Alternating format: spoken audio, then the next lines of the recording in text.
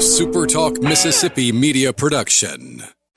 Toyota Brookhaven services all makes and models. That could be why we were voted best service department the past 2 years. Come see why. Exit 40 Brookhaven or online at ToyotaBrookhaven.com. Great service, great savings. At Toyota Brookhaven, we deliver. Oh, yeah. Good morning, Mississippi. Everything gonna be all right this morning. Mornings with Richard Cross. Oh, yeah. Here on SuperTalk Mississippi. Woo!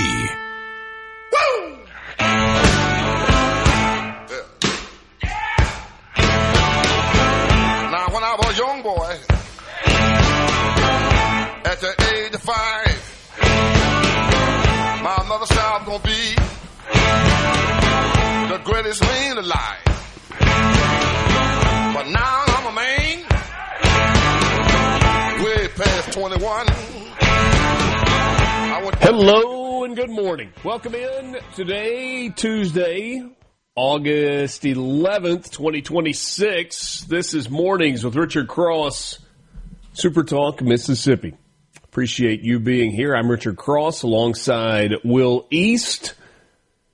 Love to hear from you on the C Spire text line, 601-879-4395, 601-879-4395. Mornings is brought to you every day by Community Bank, online at communitybank.net, rooted in our community.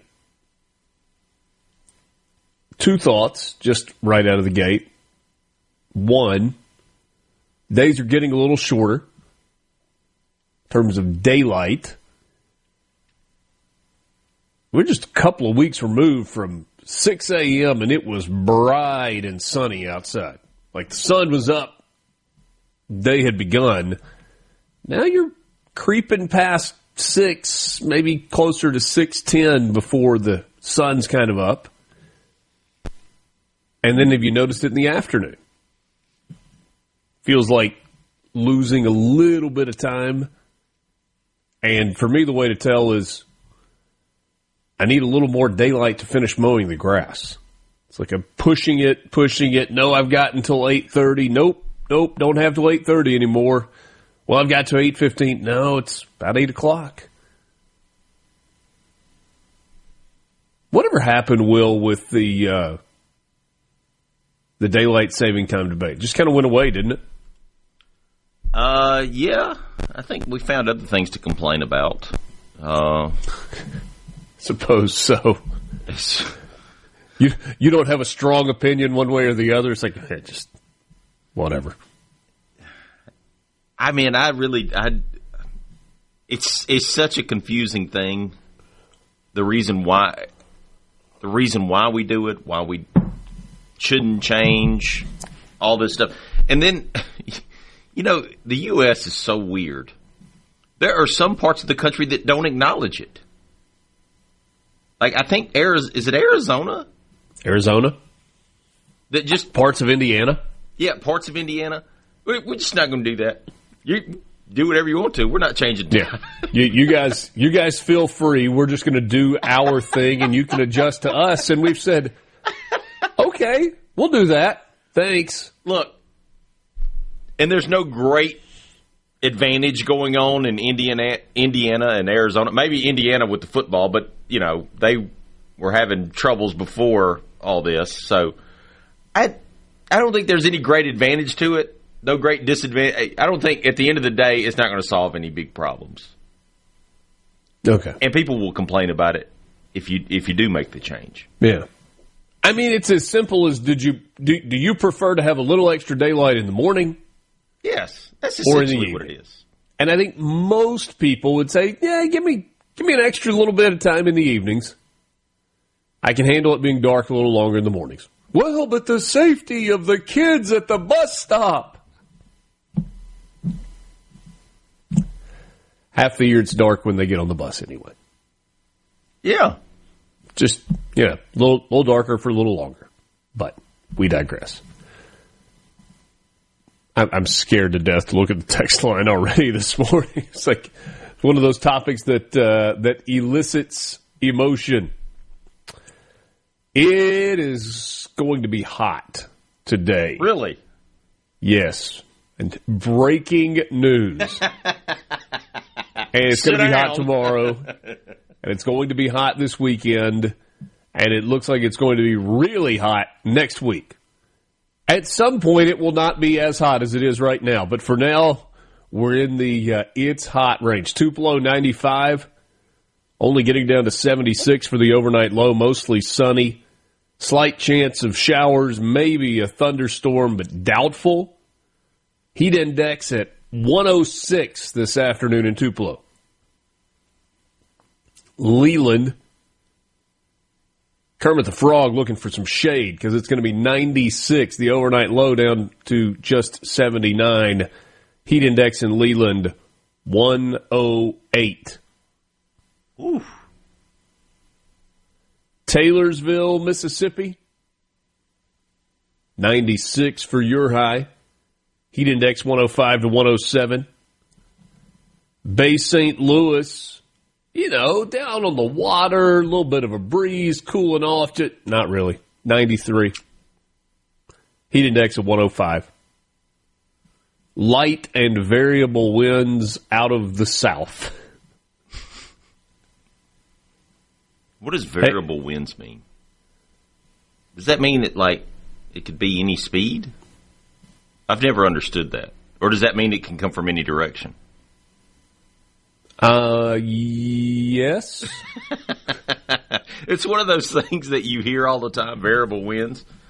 Mm-hmm. And you go, oh, okay. And you think about it, you go, what does that mean? I don't know what that means. Yeah. Jerry and Pontotoc, Dr. Fauci says he actually won't let it get that hot. Thanks, Jerry. Is there a shot you can take to be immune from the heat? Okay. Jeff in Grenada, I vote for 5 o'clock somewhere at all times. I hate the time change, but I don't want it getting light at 8 to 8:30 in the morning. That would take some getting adjusted to. We saw the time zone maps where it's it would be 8:33 in the morning before daylight. Don't live in Fayetteville, Arkansas. I don't know what to tell you. Alex Haley was born on this day in 1921, the writer and journalist known for the novel Roots, the saga of an American family, which traced his ancestry and became a landmark work on African American history. He also co-authored the autobiography of Malcolm X. Steve Wozniak was born in 1950, the computer engineer and programmer who co-founded a little fruit company with Steve Jobs called Apple. You know, there were 3 guys that founded Apple. Did you know this? Steve Jobs, Wozniak, and there was another dude who cashed out for like $500. I think yes. It was like $500. I don't think there was a comma involved. Do you think Wozniak and Jobs were far enough along at that point where they were like, sure, happy to buy you out? Or was it like, seriously, we're at this point and you want us to come up with $500 to get you out of this? I think they were still in the garage stage. Yeah. Which there's probably a lot of people out there who cashed out for $500 from other companies and were like, I got out while the getting was good. That's true. Wozniak designed the Apple I and the Apple II. And those were the computers that helped launch the personal computer revolution. Wozniak was the kind of technical side, and Jobs was more the artistry and the form side? Yeah, I think so. Hulk Hogan was born today in 1953. Terry Bollea. Widely regarded as one of the biggest stars in wrestling history. Multiple-time world champion. Key figure in the 80s. Film and reality TV shows later on, and then a Republican National Convention speaker for Donald Trump just a couple of years ago. Yeah, tore his shirt off. Took his sport coat off. Oh, man. That was the moment, and it was fine. I mean, it was fine. Whatever suits you. But that was the moment. I looked at Jane. I was like, "What are we doing? What are we doing? We're going after the masses, is what we're doing." Yeah. Because if all the little Hulkamaniacs can become Trumpomaniacs, then this country can be great, brother. And you better know. Viola Davis, born in 1965, the actress and producer, one of few performers to achieve EGOT status. Emmy, Grammy, Oscar, Tony. She's known for roles in The Help, Fences, How to Get Away with Murder, and The Woman King. Back with you right after this, friends.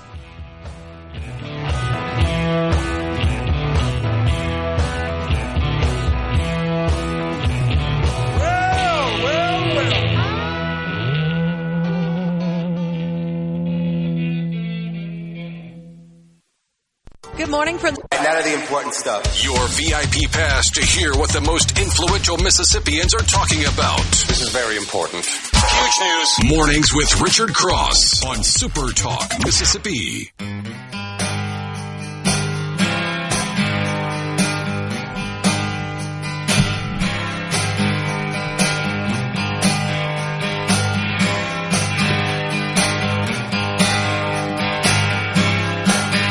There's a black man with a black cat. Damn black man. He's got an interstate running through his front yard. You know he thinks he's got it so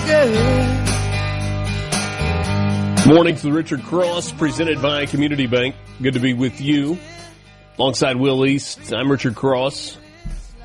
Joe Rogan was born on this day in 1967, the comedian, actor, UFC commentator, and podcaster. The Joe Rogan Experience, one of the most popular podcasts in the world. Former host of the reality show Fear Factor. Between June of 2025 and June of 2026, Joe Rogan reportedly earned $82 million.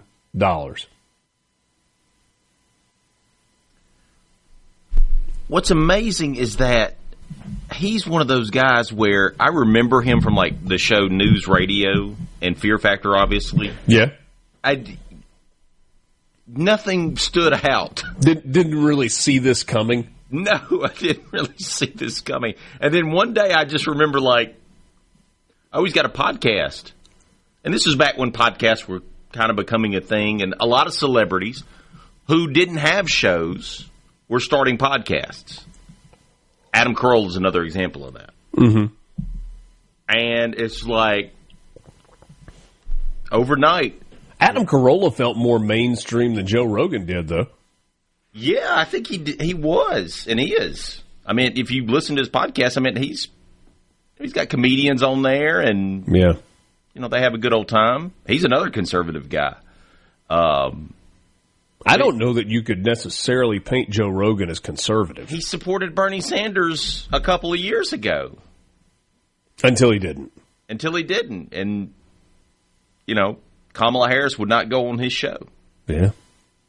He's kind of a free thinker. He is. And fairly libertarian. Yeah. It's hard to sit down and listen to the whole thing. It's not my cup of tea, but I can understand why it's so popular. Yeah, no doubt.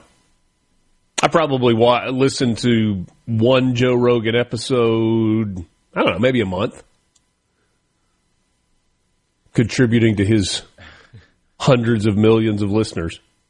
It depends on who his guest is, but yeah, that's exactly what it is. Yeah. Yeah. Anna Gunn, born in 1968, the American actress, best known for her Emmy-winning role as Skylar White on the television series Breaking Bad. Did you watch Breaking Bad? I did.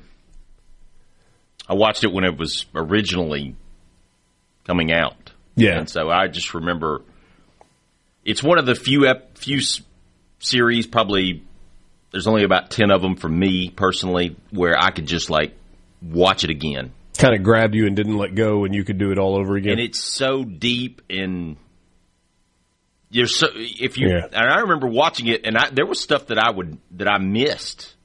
That's how the level of depth that series has. I've started it a couple of times. I don't know. It hasn't grabbed me the way that it does some. Chris Hemsworth, born in 1983, Thor in the Marvel Cinematic Universe, and others. On this day in 1492, the first papal conclave held in the Sistine Chapel elected Rodrigo Borgia as Pope Alexander VI, succeeding Innocent VIII. What I'm curious about is, if that was the first papal conclave, was that the first time they did the white smoke?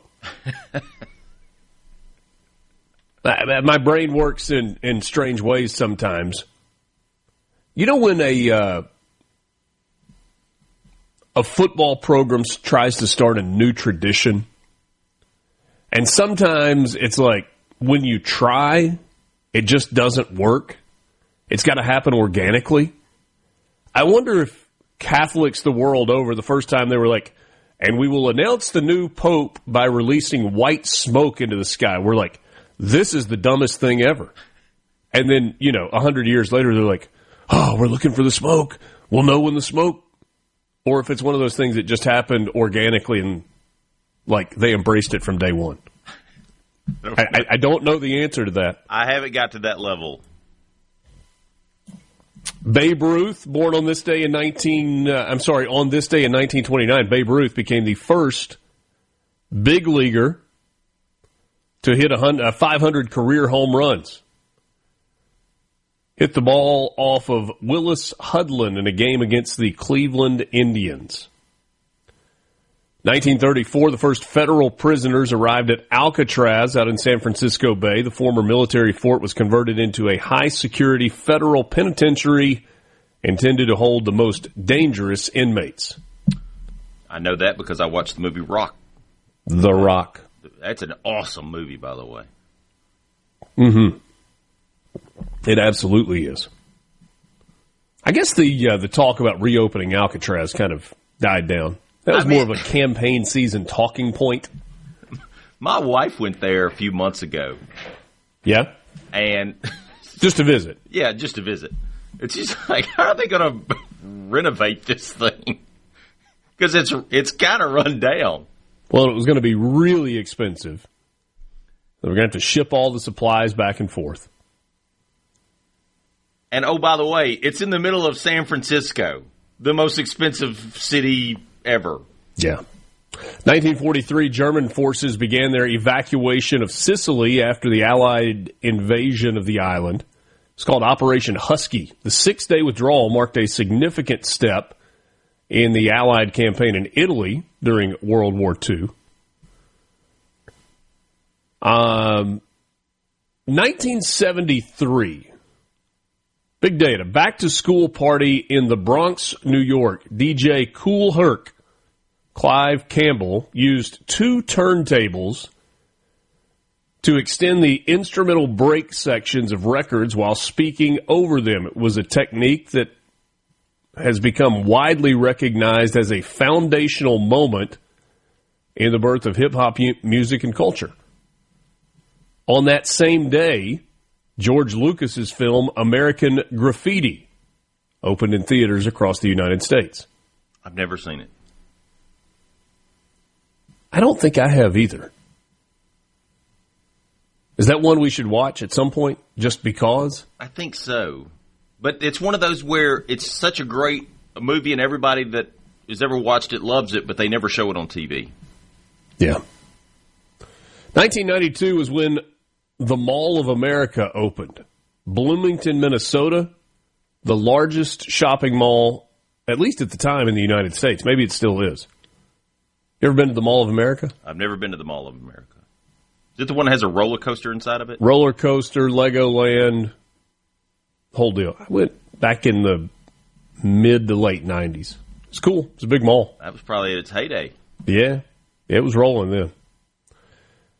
Finally, on this day in 1999, you don't really think about Salt Lake City as Tornado Alley, but a rare tornado struck downtown Salt Lake City, causing one death, significant damage in an area that is not typically associated with tornadoes. News headlines for you this morning. A South Mississippi nonprofit. This is a cool story.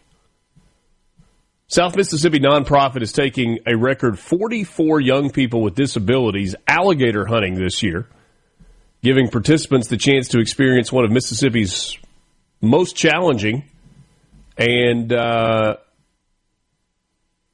of growing outdoor traditions. Southern Outdoors Unlimited is a Mississippi nonprofit that connects participants with guided outdoor recreation opportunities through volunteer hunters, anglers, and landowners. During alligator season, the organization pairs them with Mississippi alligator permit holders willing to share one or both of their harvest opportunities. Mike Macco is the organization's alligator coordinator. Said the goal is to ensure a disability does not prevent a child from experiencing the outdoors. Love this quote. We let these kids enjoy the outdoors, let them forget about their disabilities for that day or 2 days or a weekend. We do everything in our ability to make the child have the most glorious times they've ever had. Because Mississippi prohibits baited hook lines during the public water season, hunters use heavy fishing rods with weighted treble hooks to try to snag alligators.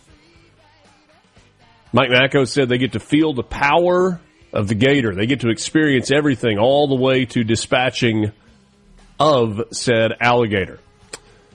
Nonprofit depends on hunters selected through the public water permit lottery.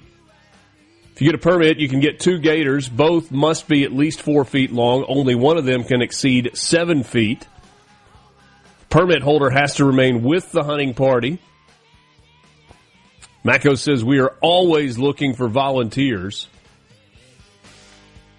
Last year, about 7,300 people applied for permits. This year, the number was up to 9,200. Very cool. More news headlines with you after this. Mornings with Richard Cross. Wake up, get up, and start your day right with Mornings with Richard Cross here on SuperTalk Mississippi.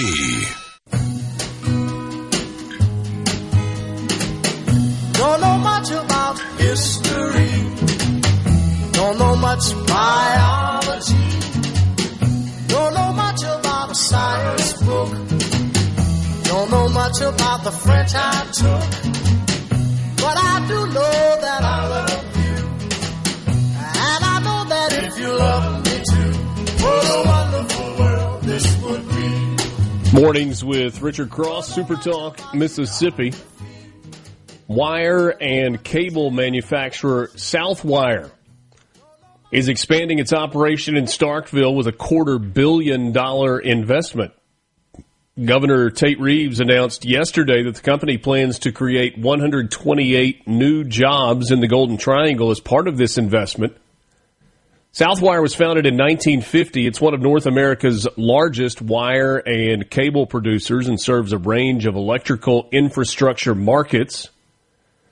The expansion in Starkville includes the addition of nearly 400,000 square feet, adding to the company's existing location, along with manufacturing machinery and related equipment aimed at meeting a growing market demand. The project is part of a company-wide commitment of more than $2 billion in modernization efforts across their manufacturing locations. As is the case with most of the economic development projects that we've seen over the last few years, the MDA, Mississippi Development Authority, is providing financial assistance through the Mississippi Flexible Tax Incentive Program. Starkville and Oktibbeha County are assisting with the project. Construction expected to begin later this year, and full capacity should be done by 2028. $256 million in new investment there. Another day, another economic development announcement in Mississippi. Next time we talk with Bill Cork, he'll have an updated number for us, and it's just a number that continues to grow and grow and grow. A Gulfport man has been sentenced to 35 years in prison after pleading guilty to second-degree murder and shooting into a dwelling. Got to go back to February of 2024 for this story. Officers with the Gulfport Police Department responded to a shooting on Kenwood Drive. Upon arrival, they found a residence that had been struck multiple times by gunfire and discovered the body of 16-year-old Zaylin Braxton. Police found surveillance footage from a neighbor that showed a man that was dressed in black running down the road, fleeing the area. They recovered his phone and discovered that Braxton had been in contact with a 19-year-old named Elijah Eckford about meeting up. They located and interviewed Eckford that same day. At first, he denied any connection. Then he admitted to going to Braxton's residence to sell him a vape. Told police that there was a disagreement over the price and that he and the victim started shooting at each other. That was not true. However, during his guilty plea on Monday, Eckford stated that the real reason that he went to Braxton's residence was to steal a gun that Braxton had displayed on social media. Also stated that when Braxton retrieved the gun, Eckford heard a gunshot and began firing shots at Braxton as he ran away. Christopher Schmidt was the circuit court judge overseeing the case. He sentenced Eckford, who's now 21 years old, to 25 years for second-degree murder and another 10 years for shooting into the dwelling. Those sentences will run consecutively, not concurrently, so it's a 35-year prison sentence with the Mississippi Department of Corrections. And finally, 2 Mississippi natives are heading to the live rounds of America's Got Talent. JT Mitchell will be tuned in. Canton native Ashford Sanders and Columbia native Elsie, just one name, have taken the stage by storm and advanced in season 21. The live rounds are a further step in the large-scale talent show on television. Competitors are trying to impress judges and voters as well. Only 44 of the tens of thousands of people who audition to make it to the live stage in Pasadena, California, actually make it that far. Now that both Mississippians have advanced, they will have their chance to keep moving in the program with the live rounds starting on August 18th on NBC. Good luck to both of them. It's been a pretty good run for Mississippi musicians on both America's Got Talent and The Voice. Time for your morning sports update brought to you by Pearl River Resort, online at pearlriverresort.com. Pearl River Resort is your home for family fun, casino thrills, and live entertainment. And Pearl River Resort is the presenting sponsor of the Not Fall Camp Tour. This afternoon, it's stop number 2 on the Not Fall Camp Tour for Brian Haydad and Michael Borky. They will be in Starkville today, getting you ready for Mississippi State football. Show's airing live from the Landing. Would love for you to come by. They're going to have some cool giveaways for you. It's the Not Fall Camp Tour presented by Pearl River Resort. In conjunction with Brookhaven-based sculptor Dr. Kim Sessoms. You want to talk about somebody that is talented. Whew. Ole Miss Athletics is going to erect a statue of Archie Manning. It will be located between the south end zone entrance to Vaught-Hemingway Stadium and the north end of the Olivia and Archie Manning Athletics Performance Center. Ole Miss Athletics Director Keith Carter said this: Archie Manning is one of the most iconic figures in the history of Ole Miss football, and a person whose impact extends far beyond the football field. His legacy as an Ole Miss rebel, a leader, and a role model inspired generations of student athletes, alumni, and fans. We are proud to honor Archie with a statue on our campus where his remarkable story began, and to create a lasting tribute that will remind future generations of what he has meant to Ole Miss and to our entire university community. Of course, Archie, a native of Drew, Mississippi, spent 3 years as the starting quarterback at Ole Miss, twice named an All-SEC performer. He was an All-American and a third-place finisher in the 1970 Heisman Trophy voting. First Ole Miss player to have his number retired, the number 18. He was also a standout baseball player. Archie was drafted 4 different times by Major League Baseball franchises. So a new statue on campus. This story made me laugh. If you watched Jackson Dart play in college, or you watched him in his rookie season in the NFL, you know his propensity to slide, almost non-existent. Yesterday, during a Giants practice, Jackson Dart slid after a third down run. And it drew quite the reaction from his teammates and his coaches. Brian Burns is an outside linebacker with the Giants. He said, we've been begging him to do that for a while, so I'm glad he's starting to practice it. John Harbaugh, the new coach of the Giants, loved it. He said, I did. I clapped. I applauded. I applauded when he did that. It was great.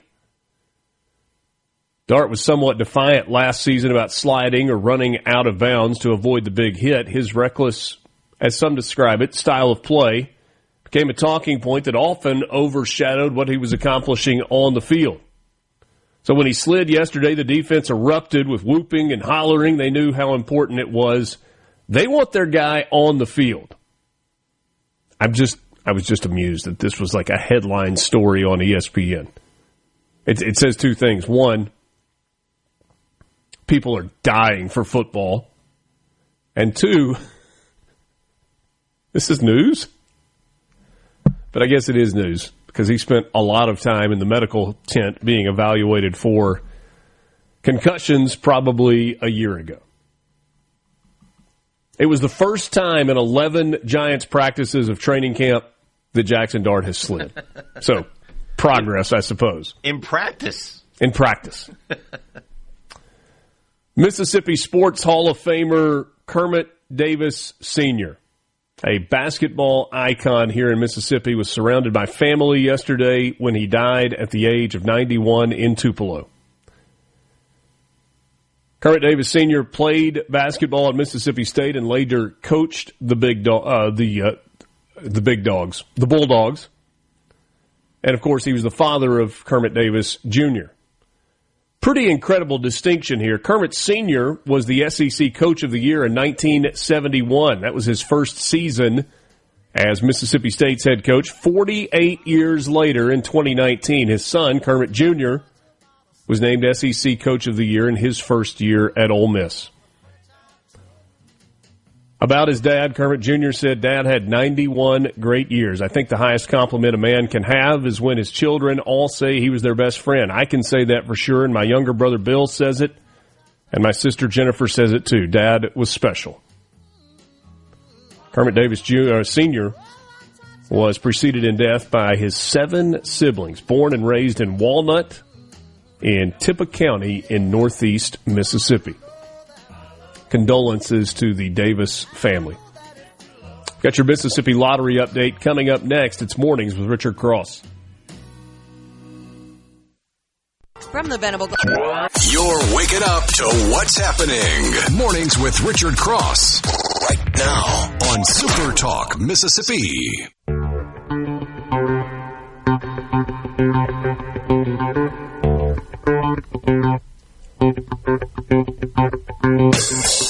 Time for your Mississippi Lottery update, brought to you by the Mississippi Lottery. Find them online at mslottery.com. And don't forget to download the Mississippi Lottery app for free on your smartphone.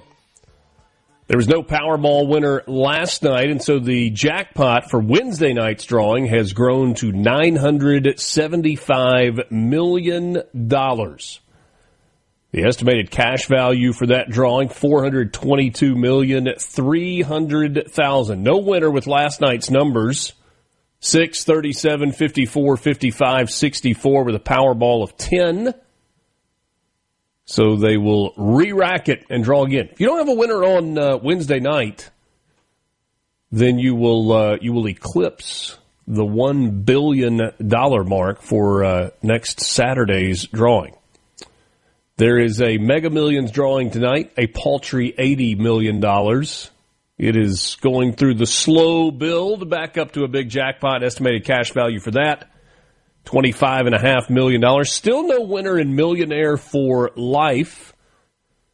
That drawing in which you get $1 million per year for the remainder of your life if you win it. That's a cool one.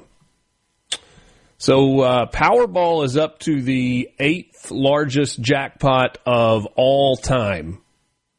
We'll keep an eye on that one. A Duluth, Georgia man won $50,000 on a ticket that he bought at Quick Trip in Flowood. That was a Powerball ticket. You got a $2 scratch-off triple play winner in Loosedale, where a woman won $20,000 on a ticket that she bought at Junior Food Mart in Loosedale. Congrats to all the winners, and good luck to you. That Mississippi Lottery app is fun, and it's easy. All you've got to do is scan the barcode on your ticket, and it will tell you if you are a winner. Alongside Will East, I'm Richard Cross. We're glad to be with you. Community Bank presents Mornings with Richard Cross every morning. Ever notice how some places still know your name? At Community Bank, that's how banking works. We're a bank that knows community because we live here, and when you walk in, you're more than an account number. No matter your banking needs, at Community Bank, you'll talk to real people who care about your goals. Community Bank, a bank that is local and is built on relationships. Stop by your neighborhood location or learn more at communitybank.net, rooted in our community. Couple of guests coming your way this morning. Erick Erickson will join us in about 10 minutes. We'll start the 7 o'clock hour today with him. A lot to talk about. Yesterday I asked Henry Barber about the comments from the RNC chair yesterday about his optimism for Republicans in the midterm. I'll ask Eric about what Democrat control in the House of Representatives might look like if Dems are able to retake the majority in the midterms, and a whole lot more. We have an update on the story from yesterday and from the weekend about Asma Ali, the judge who, was she or was she not appointed to a municipal judge, I should say the attorney,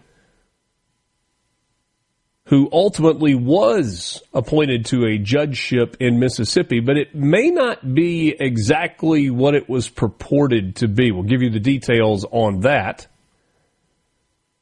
Ricky Matthews will join me in the 8 o'clock hour. He has a new book coming out at the end of this month. Ricky will tell us a little bit about the book, what you could expect there. Always interested in process. When somebody says, hey, I want to write a book, how do you even start? Ricky will tell us a little bit about his process and more. So all of that is coming up this morning. Mentioned it to you a moment ago. Probably will remind you a couple of more times. But the Not Fall Camp Tour continues this afternoon in Starkville. We are counting down to the start of the college football season. Last Tuesday, Borky and Haydad were in Hattiesburg, focused on Southern Miss. Today, good guest lineup, including a conversation that Brian Haydad is having with Jeff Lebby, the head coach at Mississippi State, and a whole lot of other Bulldog officials and players, and they are going to be at the Landing in Starkville today. And we'd love for you to come by. It's the Not Fall Camp Tour presented by Pearl River Resort. And, Will, I did a little digging. I got curious. I was thinking about something else last night, and it led me to a question, and I did some digging. We hear a lot about senators on recess. They have just entered their late summer recess period. How much do American senators actually work in terms of being in session at the Capitol? The numbers might surprise you. All of that coming up with you. It's Mornings with Richard Cross on SuperTalk Mississippi. Thanks for joining us. 7 o'clock hour coming up right after the news.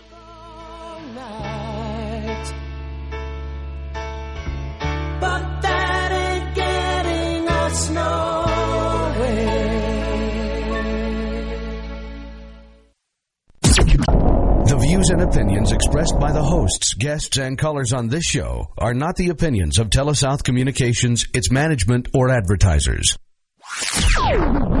Waking up Mississippi.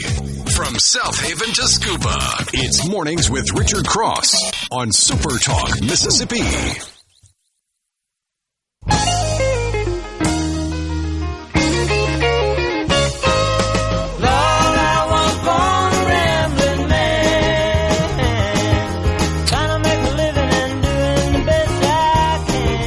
Welcome back in. Mornings with Richard Cross, SuperTalk Mississippi, presented by Community Bank, online at communitybank.net, rooted in our community.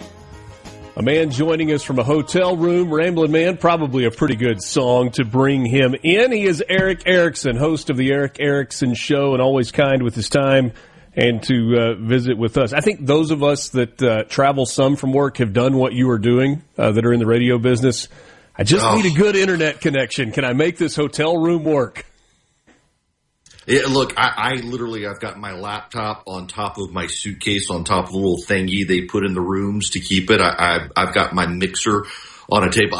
So I knew I was doing the interview today, and then yesterday I got told I had to come to Atlanta. I live about an hour south, and I have to be here for a meeting at 9 a.m., and there was no way to do this and do that except to come up last night and get in a hotel room to make it all work. And I was like, I got to take my mixer and my microphone, and surely this fancy hotel will have a desk. No, the fancy hotel has no desk. I have found myself, like, usually there's a side table that I have to move, and then I'll pull the trash can liner out of the trash can and flip it upside down and balance a computer or an iPad on top of that for it's just, you make it work. That is exactly it. I will say, however, shout out to Sean Warrington. I don't know who Sean Warrington is, but when I checked in last night, the hotel had a birthday card and dessert for him, and he was not here, so I got his dessert. It was in your room. That's beautiful. Yeah, it was. I walked in, it's like, hey, before I set anything on the ground, can I stay in this hotel room? It's clearly meant for someone else. You're like, yeah, he's not coming in tonight. There you go. Find a way to make it work. I don't know if you saw this or not. There was a comment from the chair of the RNC on one of the Sunday shows yesterday. Gruters, I believe, is his name.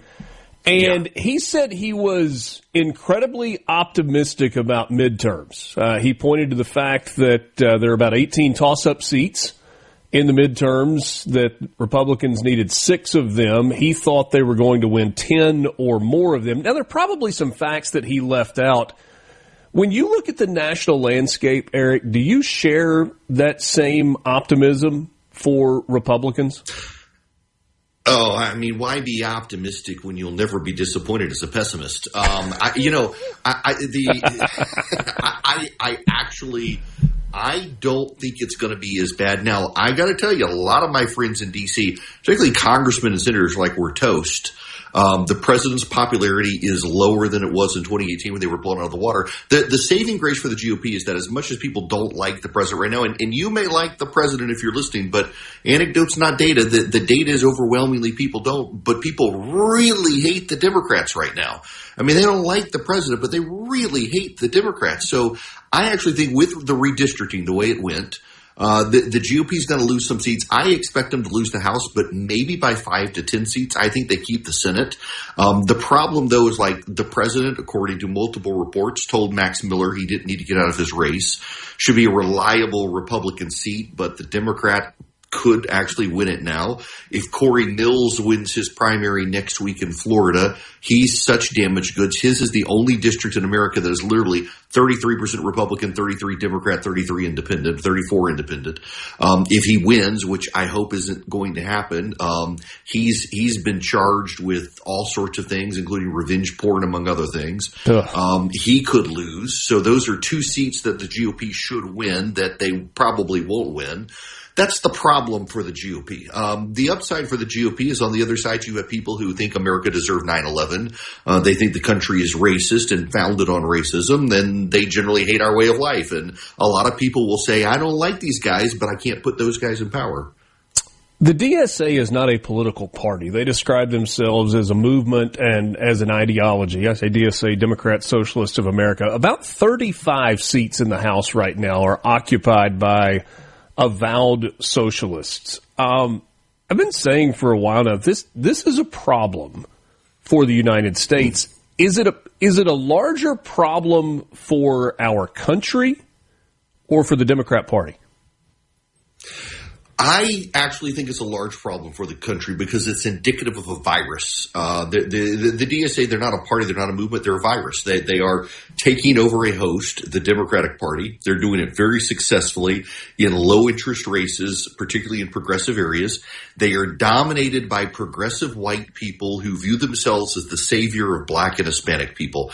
Definitionally, frankly, I think racism on their part, that they somehow think that they can be the patrician carekeepers of non-white Americans, that they know what's best for them. They talk about the working class. The working class are the ones rejecting them. The working class in America still believes that they can get wealthy. And in fact, the reason we don't have a middle class anymore is because they've gotten wealthy. And the DSA thinks that it's the rich people who used to be the middle class are out to destroy the middle class, when really what it is a bunch of college-educated white kids with rich parents who believe that they could get a degree in women and gender studies and make $1 million. And now they can't, and they're angry. It's a pretty succinct summation of that. I think conventional wisdom right now is what you alluded to, is that the Democrats probably regain control of the House. Republicans hold on to the Senate, which creates gridlock in D.C., and they get nothing done, which is kind of status quo. It feels like we've been in that spot for a while.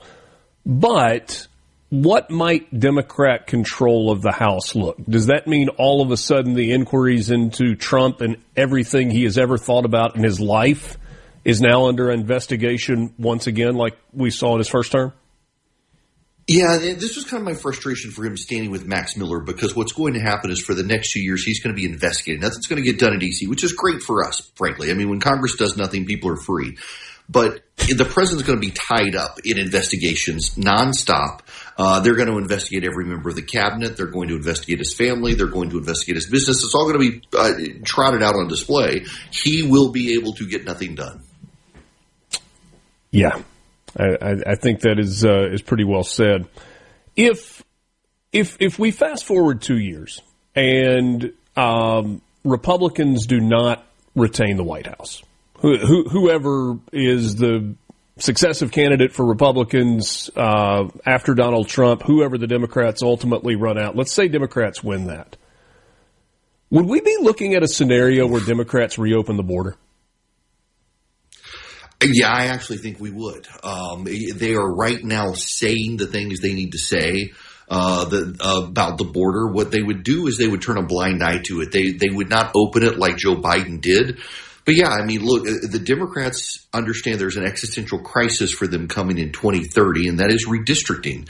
And under the census rules, under the Constitution, you count all people in a district for purposes of the House of Representatives, which then impacts the Electoral College. The only way for Democrats to pad their margins in 2030 is to allow a bunch of illegal aliens to set up residence in blue states, in blue cities, so that they're counted in the census in 2030 to protect their Electoral College margins.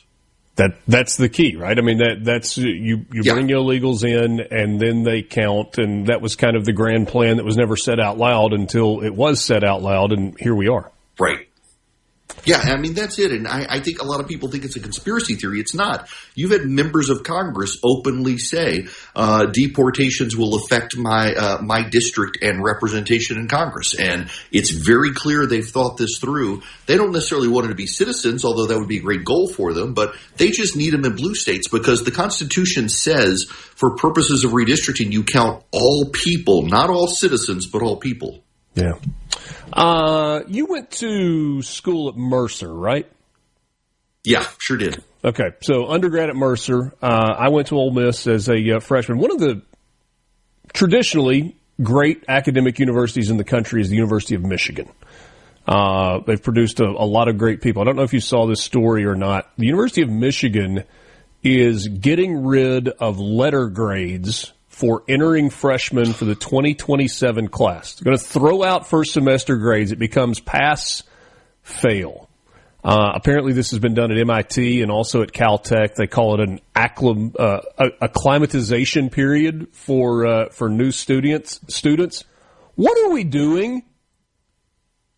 What are we doing here? I mean, we haven't. Yeah, we haven't broken education. They have. This is absurd. I mean, Michigan really is a football school. They've got a fancy stadium. By the way, I heard you mention. I am so ready for college football. My God, my niece is in Starkville, and they are gearing up for it there. The cowbells and all. We're ruining education, and we've accommodated kids to the point we don't want them to feel bad. And the real world is not fair, and this is why we got these socialists. They think everything should be. I really would prefer if they were going to implement this policy that it be like a traveling mulligan. I don't know if you play golf. You get a breakfast ball on the yes, first I do tee. badly. You don't have to take it there. You don't have to take it on the first tee. You can use it on 14. I'd like to have that opportunity to eliminate a semester at my choosing. My first semester was pretty good. Less so maybe the second semester of my sophomore year. I don't know. Yeah. Eric, I appreciate your time. Hope your meeting goes well. Always good to catch up, and we'll talk again soon. Thank you. Mornings with Richard Cross, Super Talk Mississippi. We're back with you right after this.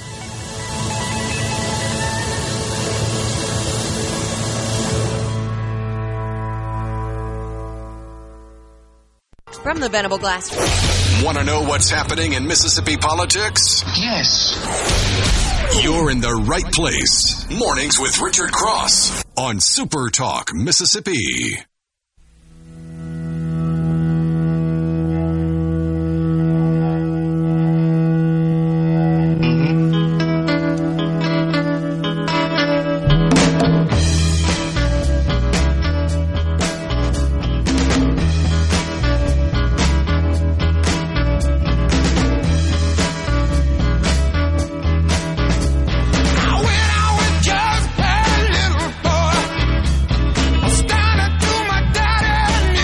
O'clock hour of MRC is brought to you by MWG Employer Services. Running a business is tough, and if you're struggling with HR, benefits, and payroll, you're not alone. That's where MWG Employer Services can help. They understand all of the HR side of business, and they can help you with that, from managing PTO time to administering insurance policies and making sure everybody's got access to the company handbook and everything else that goes along with it. MWG Employer Services can help. Visit them online at mwgemployerservices.com or give them a call, 601-206-7966, 601-206-7966. Alongside Will East, I'm Richard Cross. Glad to be with you. Good conversation with Erick Erickson just a moment ago. This is the story that I was referencing at the end of our visit. The University of Michigan will drop grades for first semester freshmen next year in an effort to curb the mental health crisis unfolding among college-aged individuals. Instead of a letter grade, first semester transcripts will show pass or no credit. So if you take English Comp 1, first semester of your freshman year, and I guess if you make a D or better, you get a pass. And if you make below a D, you would fail the class and you simply would not get credit. You wouldn't get the 3 hours of credit for English Comp 1. University of Michigan says in a letter to students, the program is designed to help students acclimate to the demands of college and allow intrinsic motivations to guide personally meaningful academic journeys. Is that the most .edu statement you have ever heard in your life? Acclimate to the demands of college and allow intrinsic motivations to guide personally meaningful academic journeys. This is scheduled to start in the fall of 2027, and it applies to students in the College of Literature, Science, and Arts. That's about half of the 8,000 first-year students at Michigan. MIT and Caltech have done this. The shift at Michigan comes as schools wrestle with grade inflation and the need for remedial instruction for freshmen ill-prepared for college-level classes. Cal math and science professors have urged UC regents to reinstate entrance exams because so many freshmen were unprepared. How about this? In May, Harvard faculty voted to approve a 20% cap on the number of A's per undergraduate course in an effort to curb grade inflation. It won't apply to A minuses, which committee members predicted would become the most awarded grade. So students making good grades is now a problem. Michigan said that in 2022, 74% of all undergraduate grades were A plus, A, or A minus. A decade earlier, that percentage was just 58%. A former Michigan political science professor said grades have lost their value as an indication of quality or excellence. I have so many problems with this.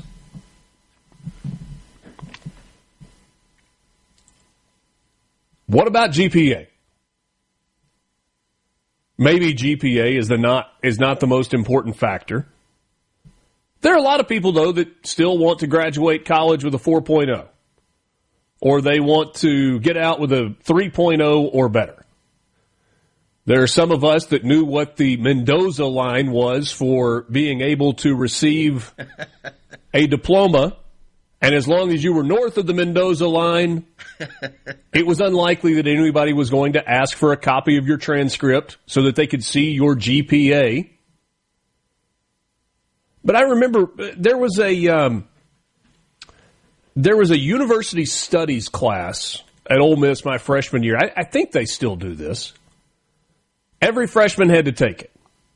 And you learned a little bit about the history of the university and a little about college life in general. And you had a bunch of teachers across different disciplines that taught these classes, but it was to the entire freshman class. And it was a Z grade class. It was pass-fail.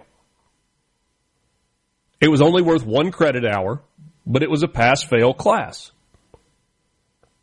I remember being bummed that was a pass-fail class. It's taking an hour of my day. It only meets 1 time a week, but it's not a hard class. My GPA could have used an A grade in that particular 1 hour class, even though it only counted for 1 hour, not 3 in terms of GPA calculations. Instead, it was just like a thumbs up or a thumbs down on your transcript. So that's one part of it. Again, GPA not the be-all, end-all, but it factors into something that you've heard before when it comes to sports. If winning isn't important, why do we have a scoreboard? If grades aren't important, why do we have a GPA? All right, so that's one part of this that strikes me as a little ridiculous. There's a second part that goes, hold on a second. Do I still have to pay tuition for this first semester? So I'm going to go to classes, but I'm not actually going to get grades in the classes that would reflect whether or not I, in theory, learned or didn't learn. But you are still going to expect me to pay the $5, $10, $15, $20, $30, $40,000 that first semester of school costs, right? I'm assuming the answer to that is yes. So what am I getting for my money? But then there's this third part where they talk about grade inflation. Too many A's are being given out. What does that even mean? Does it mean that students are... So in one breath you tell me that students are not ready for freshman classes, but in the other instance you tell me we're giving out 73%, 74% A's, whether it's pluses, standard, or A minuses, and that's just too many. And Harvard is going to... Harvard, of all places. I think they've got a math department. If they don't, they can just go across the street to MIT and ask them to help. They want to create an artificial cap that maxes out the number of A's that are given in a class at 20%. Let's just say you got 20 kids in a class. That means a maximum of 4 A's in the class. Well, what if you got 10 students that do exceptional work? Sorry, you weren't one of the 4. Yeah, but I had a 95 average on the tests that I took this semester.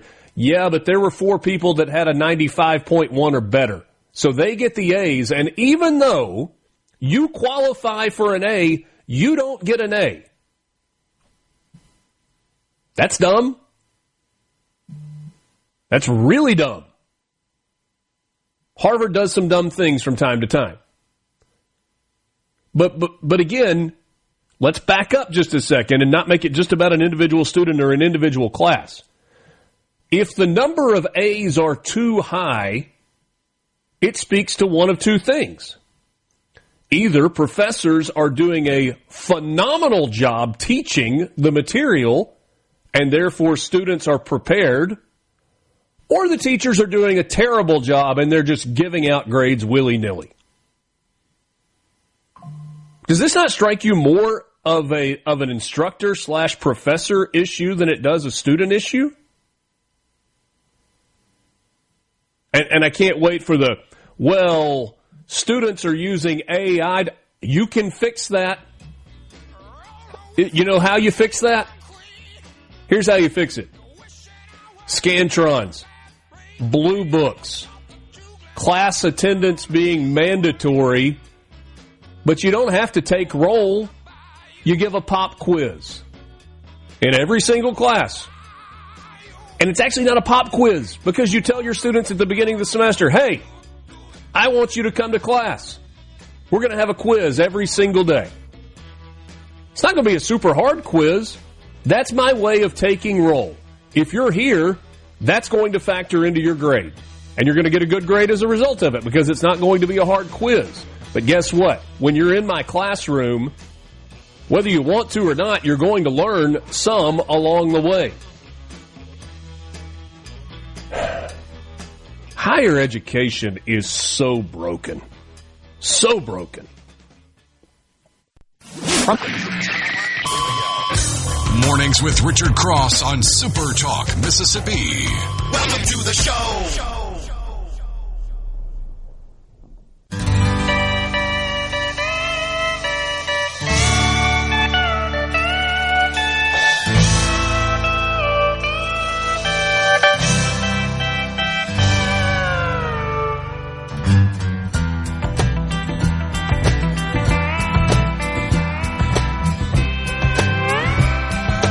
Ceasefire text line 601-879-4395. What about if there are a bunch of dummies in the class and the highest test score average is 77? Do they still give 4A grades in that class? I think it's a maximum of 4 A's in that example. But I hear you. How about this one, Will? Isn't that just grading on a curve? Here's an idea. Make the test harder. Thomas says, you can't have an A, comrade. Someone else might feel bad because they didn't earn an A. That's what it is. Brian in Madison says the administrators who are implementing the pass-fail policy, getting rid of the GPA, obviously didn't make the grades themselves. Hard work should be rewarded. Also, this sounds a little too socialistic for me.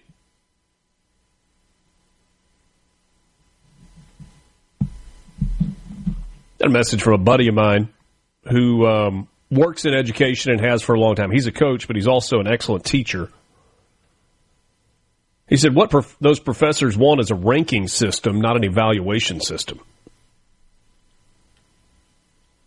which is an interesting thought. Isn't the whole idea that you evaluate students based on their work and then the ranking system takes care of itself in terms of class rank based on the overall work? Thomas says it's those liberals who are imposing policies that they think work to save the downtrodden. I guess it just doesn't make sense to, like, there's an article in this story, a professor who said students are under more stress today than their predecessors, including the distraction of social media, bleaker job prospects, and less secure economic conditions. Are they really? Well, one of those is optional. Social media, you don't have to do it. Nope. Which brings Will into question a class that is not offered at most colleges and universities. Maybe there's somebody that does. If there was a class that was called Personal Responsibility 101, that might be a good thing for higher ed. Welcome to class, day number 1. We're going to explore personal responsibility. This will be a question on the final. I'm telling you that right now. Whose fault is it if you don't make a good grade in this class? A, yours. B, mine. C, everyone else's. I'll tell you the answer is A. It's your fault if you don't make a good grade in this class. What does that mean practically? It means that at some point, you are going to have a test on a Friday. And you are left with a choice on Thursday night, and really in the days leading up to Thursday night. There's a swap or a party on the Thursday night before your test on Friday morning. And so you have choices. You can procrastinate and not prepare for the test and get to Thursday night and then have to make a choice. Do I stay home and study for the test, or do I go to the party? You also have the option of preparing for the test in advance so that you are ready for the test on Friday without having to stay up and cram on Thursday night. You can still go to the party. You can still take the test and make a good grade. Or you can just blow it all off and hope for the best when you take the test on Friday. But those are kind of the options. And the option that you choose falls into the personal responsibility category. So the grade that you get will be a result of the choices that you made. It's not terribly complicated. Applies to finances. It applies to relationships. Feels like that would be a pretty darn good class. Robert and Clinton, personal responsibility starts at home when they're younger, but parents have to show it too. That is from Robert, who is an educator. Completely agree, Robert. Completely agree. I sometimes wonder as a parent, worry even as a parent, are we doing a good enough job teaching personal responsibility? Are we giving our kids too much? Are we doing too much for them? I've said before, outside of teaching my kids that in our home, the two most important things are loving God and loving other people. Outside of that, my greatest concern as a parent is teaching my children work ethic. Do they understand how to work and how hard you have to work to make it in life?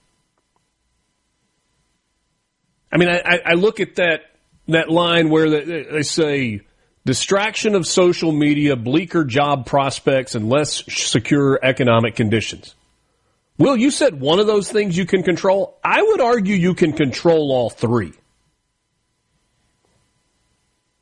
Less secure economic conditions, okay, everything is more expensive. I will give you that, and there is a limit to the amount of control you have on that. But in terms of bleaker job prospects, I disagree. The number of jobs that are available for those who are willing to work are plentiful and they pay well. Which goes back to what I was saying a second ago about teaching my kids work ethic. I'm not worried one bit about whether any of my three children can make a living, can provide for themselves, and can provide for their family if they are willing to work hard. Not one bit. Here's an example. Know a lot of you, not a lot of you, some of you that listen work in the landscape business. You might have your earpods on right now listening on the SuperTalk app. And if you qualify here, I think you'll nod your head along with me. The landscape business, mowing yards, has become an incredibly crowded field. Right? If you rewind 20 years, there weren't that many people that were mowing grass. And if you decided, hey, I want to go make some money mowing grass, you could buy a lawnmower, a weed eater, a blower, a trailer, and you could go out and you could get 10 yards or 20 yards or 50 yards or 100 yards, whatever it was that you had time to do, and you could go make good money on the side. Well, I think people realized that people were making good money doing that, and it's an industry that has grown. And now, whether you're in Jackson or Tupelo or Corinth or Gaucher or Oxford, you can't go a block or you can't drive through town without seeing multiple trucks that are pulling lawnmower trailers. And so you might look at that and go, man, the market's crowded. That's not going to be the... No. There are lots of landscapers. There are lots of grass cutters that are out there. You know what separates the ones that make it from the ones who don't?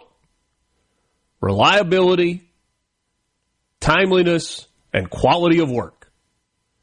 Just because there are a lot of people that cut grass doesn't mean they all show up on time. Doesn't mean they all show up when they're supposed to. If you agree to mow the grass every 10 days and you only show up every 12 to 15 days, your customer's frustrated. And are you doing a good job, or does it look like crap when you're done? There always is room for excellence. I work at a trade school in Tennessee. Right now, there are over 400,000 trade jobs across the country. The market is wide open for students who choose this. They don't have to pay a dime for their education at a trade school or a community college. C-Spire text line, I highly disagree that jobs available pay well. Talk to any recent graduate and you will hear a completely different story. I'm talking about engineers, software developers, lawyers, etc. Most posted jobs are ghost jobs placed by companies in order to get a tax break because it shows they are looking to hire. I appreciate that is your opinion and that you've got anecdotal evidence to go with it. I just don't agree. Now, you may not get the exact job you want in the exact industry that you want. My point is about, do you have the ability to go out and make a living and raise a family and support yourself and support your family? Those jobs exist and they are available if you will work hard and you will show up. Period.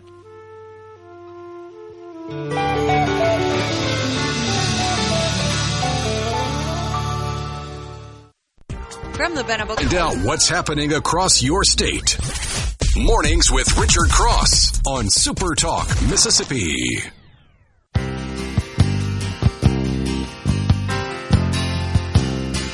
Just a good old boy, never meaning no harm. Beats all you never saw, been in trouble with the law since the day they was born. Straight in the curve, yeah, flat in the hills. Good to be with you this morning. It's Mornings with Richard Cross on SuperTalk Mississippi, streaming at supertalk.fm and SuperTalk TV. Of course, streaming it on the SuperTalk Mississippi app as well, so that you can take us with you wherever you go. I don't even know how we got here, but we developed it. Oh, it was the Michigan giving out A's, and this conversation kind of rolled forward. Fallacy is that all these kids think you need to be happy in what you do. If you're happy in your job and love what you do, you're lucky and you're one of the few. A job is a necessary evil in life. You have one to provide for yourself and or others. You must be willing to sacrifice, put in your time, and climb the ladder. The mentality is significantly lacking right now, and these institutions are teaching these kids to be soft and unsuccessful.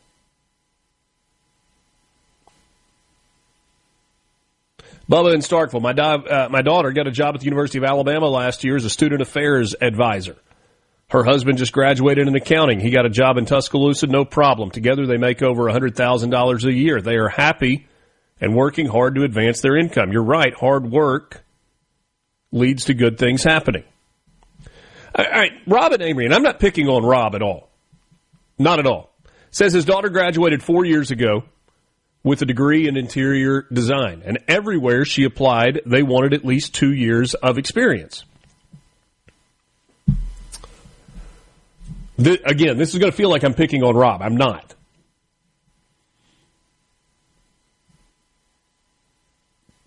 They wanted experience, and she didn't have it.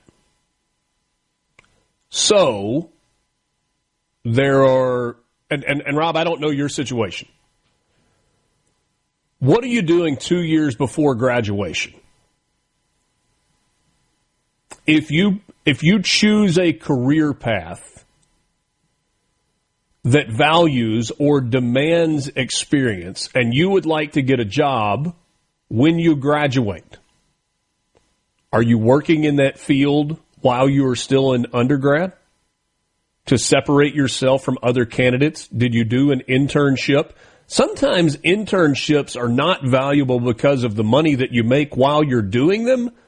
They're valuable because of the relationships that you build and the work ethic that you can show to a potential employer going forward. And when choosing an internship, now sometimes you're applying for it because it's attractive, but sometimes people are trying to bring in interns. Are you showing them that you are a good fit for their entity? Again, the premise in all of this is the idea that jobs aren't out there, they aren't available, and I just disagree with that. Will, you're a hard worker. You are currently working more hours than maybe you ever have. But you have a wife and a young child at home and a responsibility to provide for your family. If you got called into the corner office when we finished today at 9 o'clock, and they said, Will, we love you, we appreciate all you did, but we no longer have a place for you. That would not be good for our company, by the way. That would leave a huge hole. But just theoretically, and you were faced with, you got one more paycheck coming in 2 weeks, and then you have no income coming in. How quickly could you go find a job? Not a dream job, not necessarily a forever career, but you have to make money to put food on the table and pay your bills. I think it would take a little while. Really? Yeah, absolutely. Working in what field? Like, are you trying to stay in radio? I think the job market right now, and it's evidenced by everything you see, is people have the people they want, and they're sticking with it. They're not firing people, but they're also not hiring people like they were before. So I think it would actually be a little bit more difficult than what you think. Now, you could go get a cashier job at McDonald's. Not saying those aren't available. You see those help wanted signs all the time. But what I was hearing, and I deal with business owners every day because I do a lot of production around here with commercials and all that kind of stuff. Got one later today. And what you would hear 2 or 3 years ago was, can't find anybody. In the kind of wake of COVID, post-2020, so 2021, 2022, 2023, I would hear, can't find anybody. Now it's, we're just chugging along. That's what I hear all the time. I think on this, you and I disagree. But the evidence shows that that's what's happening. But across the nation, people have the people they want. Called me at 9 o'clock this morning and they said, Richard, you're done. You have one more paycheck coming. We're not going to employ you anymore.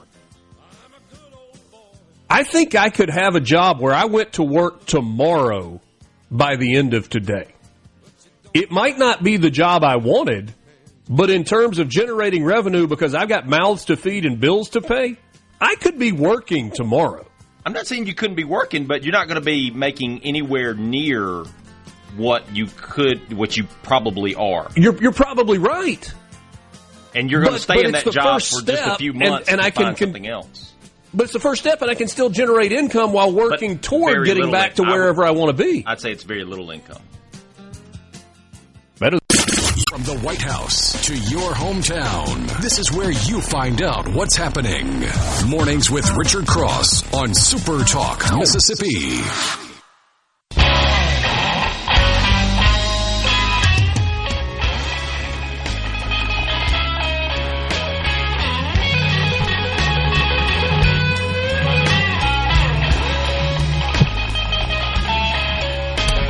Thanks for joining us. Mornings with Richard Cross, presented by Community Bank, online at communitybank.net. When it comes to money, trust isn't automatic. It's earned. That's why Community Bank does things the old-fashioned way. When you come to us, we take the time to listen to you and discuss any questions you have.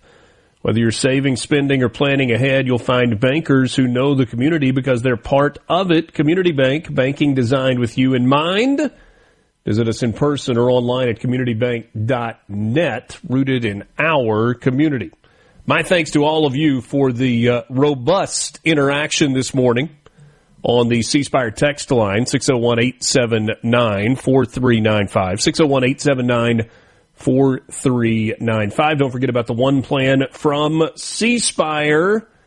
That is fiber home internet and wireless for just $99 a month for new and current C-Spire customers. One plan, one price, one experience, zero compromise. Get started now at cspire.com/one plan. C-Spire, customer inspired. Alongside Will East, I'm Richard Cross. Will and I with our first on-air disagreement, I think, in the last few days. But that's okay. A healthy disagreement. And we'll continue the conversation with you. But right now, welcome in friend and colleague Ricky Matthews. He is host of the Ricky Matthews Show and also Mississippi Outdoors on SuperTalk Mississippi. Ricky, good morning to you.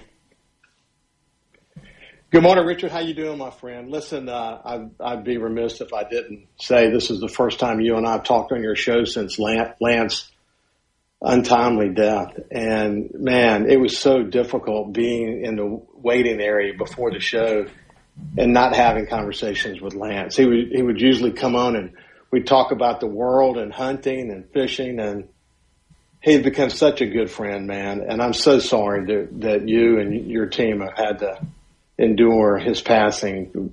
What a sad situation. Thank you for saying that. I appreciate that very much. Communicated some with his mom in recent days, and they certainly have a hole in their hearts that they are trying to figure out how to fill. And I think many of us do. We certainly miss Lance, and I appreciate those kind words. Ricky, when you have written for your entire life, or most of your life, and I know you've worked in a lot of different areas of publishing, but at its core, you have been a writer, primarily in the newspaper space. I don't know if it's daunting if you say, I want to write a book. But if I've been a talker, not a writer. And if I sat down today and said, I think I want to write a book, it would feel like a really daunting task. You have written a book that's going to be available coming up at the end of this month. It's called Finding Hope. Was this a daunting task when you started? It was an incredibly daunting task. I didn't come up on the writing side of the newspaper business. I came up on the business side of the newspaper, and throughout my career had the opportunity through, initially writing about business things, and then eventually, writing columns and, leading editorial boards across multiple states and all of that. I had the opportunity to work with some Pulitzer Prize winning writers and learn from some of the best, but it wasn't, I didn't come in to the business with that craft. It's something that I learned throughout my career, but sitting down, man, and deciding to take these lessons that I learned after Hurricane Katrina that I started writing. I'm not sure why I started writing them, but I did in the days and weeks and months after Hurricane Katrina, to actually sit down, 20 years later and start to put it into a book.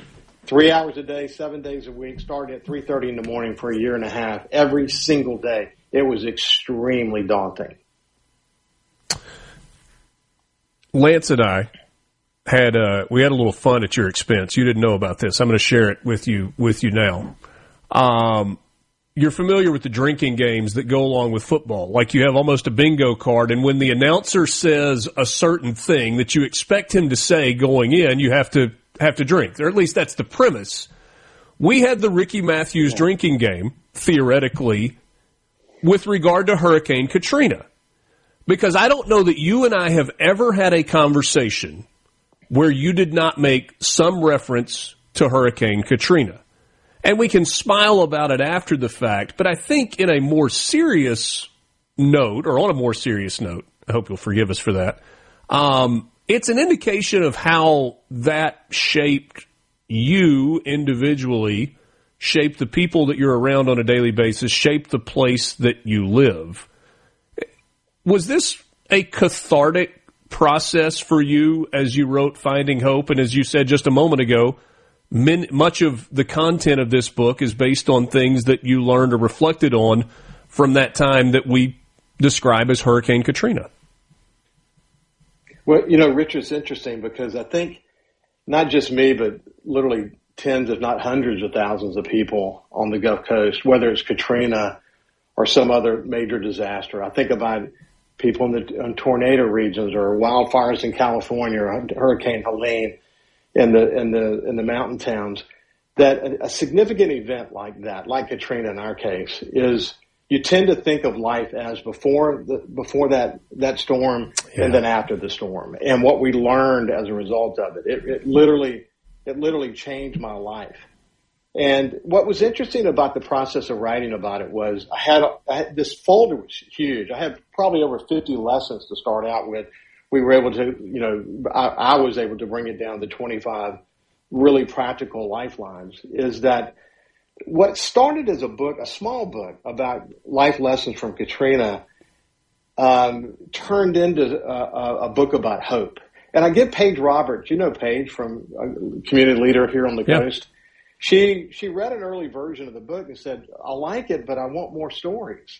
And then I started diving into the people that I had talked to on my show. Listen, you have as well, but I did a little count this morning. I keep notes on every single conversation. I don't know why I do it, but I do.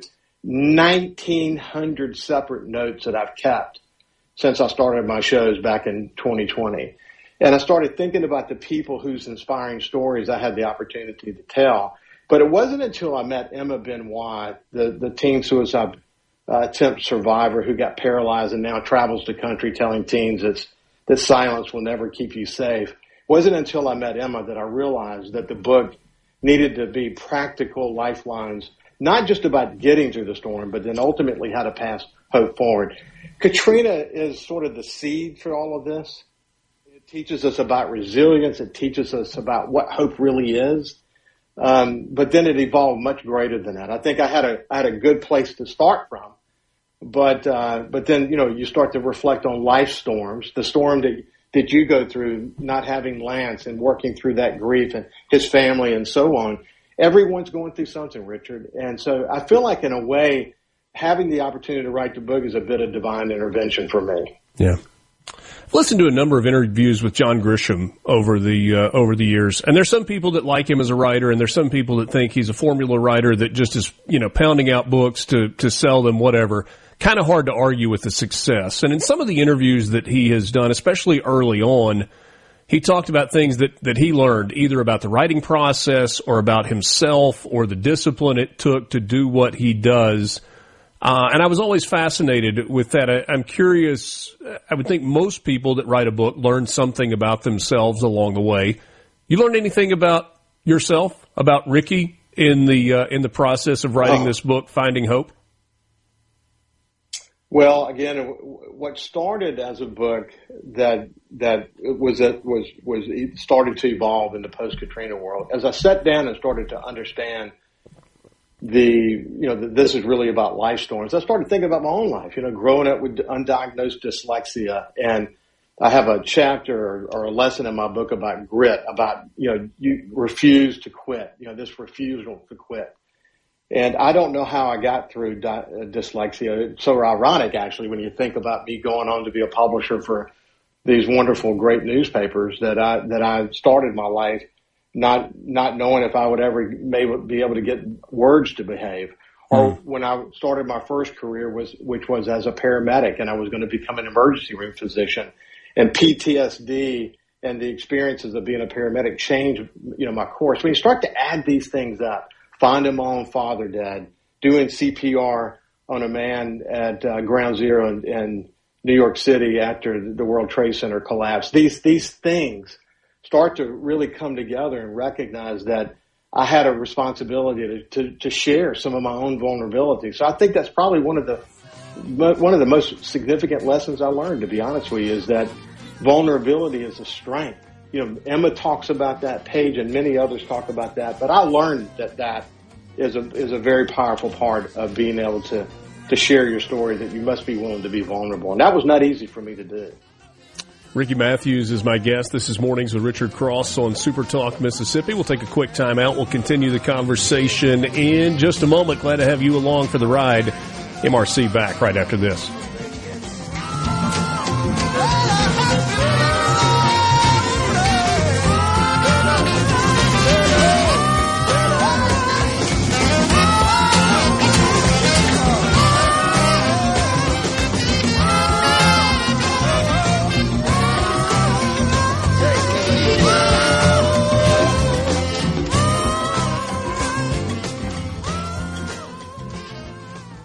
From the Venable Glass. Stay right. Mornings with Richard Cross on SuperTalk Mississippi.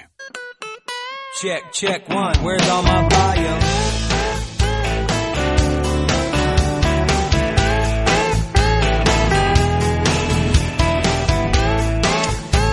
Back with you, Mornings with Richard Cross on SuperTalk Mississippi, presented by Community Bank. Ricky Matthews is my guest. Ricky is host of the Ricky Matthews Show and also SuperTalk Outdoors, and glad to have him along. He's got a book coming out at the end of this month, Finding Hope, 25 Lifelines for Life's Storms. It will be available on August 29th. That's soon.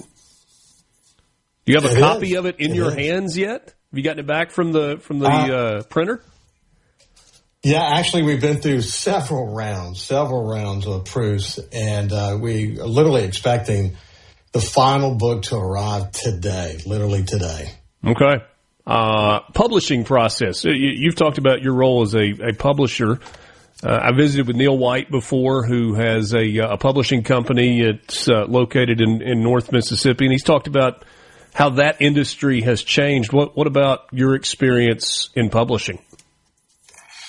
Well, look, that's a really great question, because I've published, not written. I've written forwards, of course, to these books, but we published 4 books in my career. One of them was a bestseller, but I've never written a book. You know, I've never gone through the process of acquiring a publisher. I actually created a publishing company, Richard, because I know the process already. And speaking of Neil White, Neil is a dear friend. We grew up in Bellevue and Gulfport together, and he has been a great advisor to me. I've been so thrilled with Neil and the work that he's done at Nautilus. But boy, the same thing happened to newspapers, where the big publishing houses were the gatekeepers for so long, but the technology now exists for really anyone who sets their mind to it. It takes some investment, don't get me wrong. Yeah. But anyone who sets their mind to it can publish now. And it's a tough, long process, don't get me wrong. But I've learned a lot during it, and I wouldn't willing, because the goal of my book is to save lives. And if you go to a national publisher, which I had some conversations, it's an 18-month minimum process. So the moment you get done writing your book, you hand it to them. The minimum amount of time is 18 months. It could be as many as 2 years. You lose editorial control. You lose design control. It's their book now. So I wasn't willing to give it up. I wasn't willing to lose control. And since I understood publishing already, I went full bore and just learned the process myself. Good for you. Where can people get the book? Well, they'll be able to get it on August the 29th at their local bookstores. We're in conversations with them now. Or, of course, at Amazon. Amazon, it's going to be always available there. Sure. But I would say go first to your independent bookstore locally. And those are still, we've got some wonderful ones across the state of Mississippi that you should check in on those with as well. I'd like to switch gears for a moment, if I may. July 4th was a day that is going to live on in coastal Mississippi history because of the events and ultimately the passing of Nolan Wells.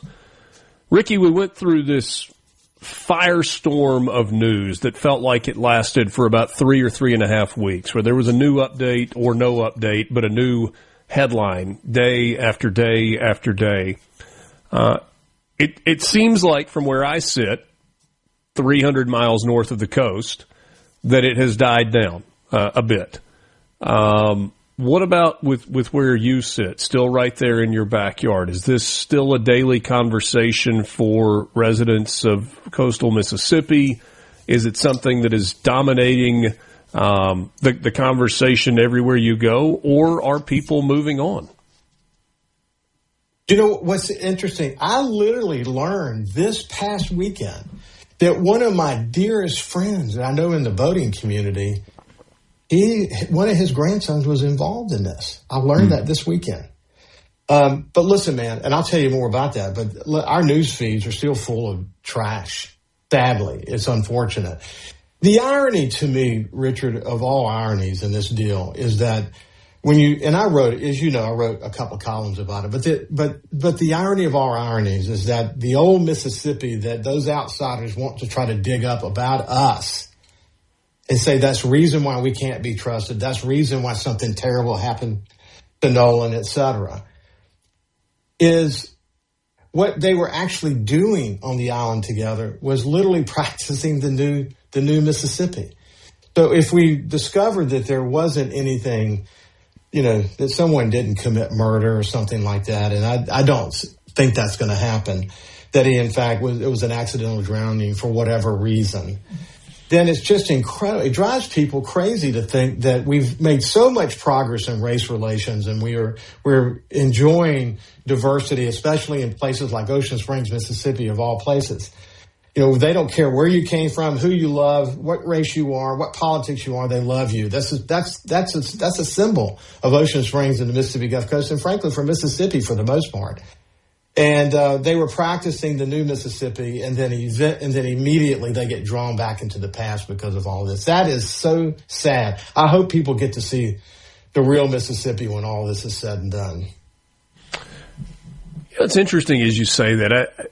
I feel like if you live in Mississippi and you've seen the progress that the state has made economically, racial diversity, getting along, pick the category, educationally, that when the reaction that you're talking about pops up, your first reaction is almost like, you know what, screw you. You have no idea what you're talking about. We're good. But then you realize that, no, this is, I use the word fight. I don't think that's the right word. This is a fight maybe that goes on forever in terms of the perception of the state of Mississippi. And everybody's always quick to say, look, if you come here, if you visit, if you're part of the culture of our state, if you meet people, your perception changes forever. But so many people don't do that. And so I don't know where that leaves us. Like, do you just keep fighting, or do you say, you know what, we're better off with you not here if you think that's who we are as a state? Well, too many people who are saying these things aren't here and haven't been here. They're just looking for clicks or whatever it might be. I don't think we go on fighting. I think maybe a better way to say it is that we go on living by example. I often say that people who leave here, I had in my career the opportunity to leave a lot. You do in your work. We all, there are many of us in Mississippi that we carry with us even today. I felt it 30, 40 years ago. I still feel it today, that we carry a burden to dispel the myths of Mississippi. Often the myths of Mississippi are dispelled when people visit here and they go on the blues trail or the country music trail, or they come here to help after a disaster or whatever it might be. What they see in the hearts and souls of Mississippians blows their mind, and they fall in love with it because it's a very special thing. But I think we just got to live by example. And those people who make all this noise for their own benefit, who want to believe whatever they want to believe, we can't counter them. So the only way we could counter them is in kind. Go on CNN or go on Fox and all these other networks or whatever, and fight back in those venues. Otherwise, we just, like on this show, we're talking to the choir.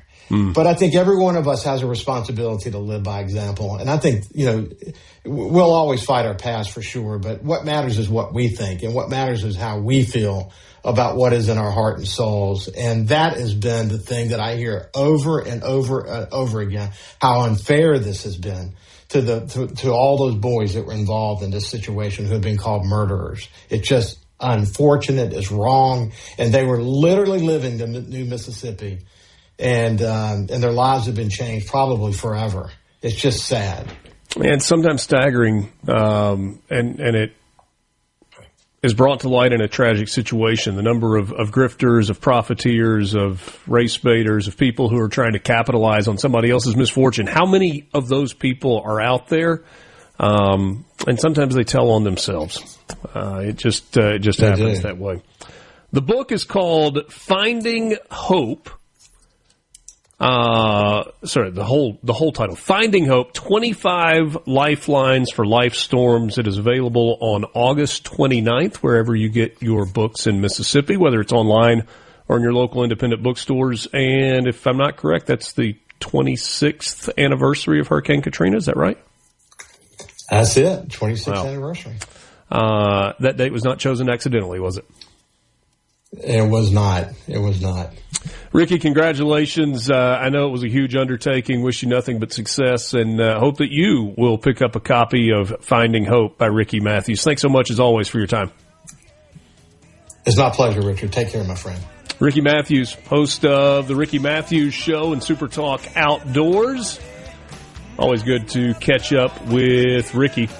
One plan from C Spire is here. Fiber home internet and wireless, $99 a month for new and current C Spire customers. One plan, one price, one experience, zero compromise. Get started now at cspire.com/one plan. C Spire customer inspired. Half an hour left with you. It's Mornings with Richard Cross on SuperTalk Mississippi.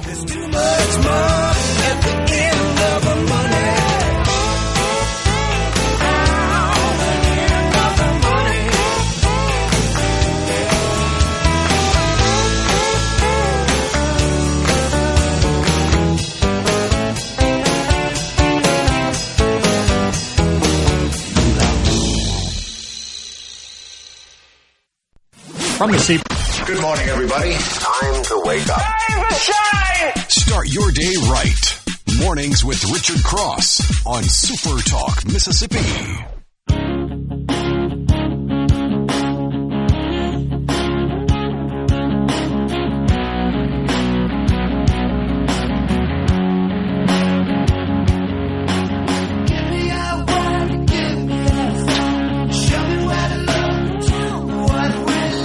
Welcome again. Mornings with Richard Cross, SuperTalk Mississippi, streaming at supertalk.fm, SuperTalk TV, and on your SuperTalk Mississippi radio stations. Don't forget, this afternoon, Sports Talk Mississippi in Starkville at the Landing for the Not Fall Camp Tour, presented by Pearl River Resort. Stop by and see the boys and hang out if you would like to. You will enjoy that, getting you set for the start of the college football season with the focus today on Mississippi State. So social media went crazy over the weekend over the prospect of a Mississippi attorney's appointment to a municipal judge seat.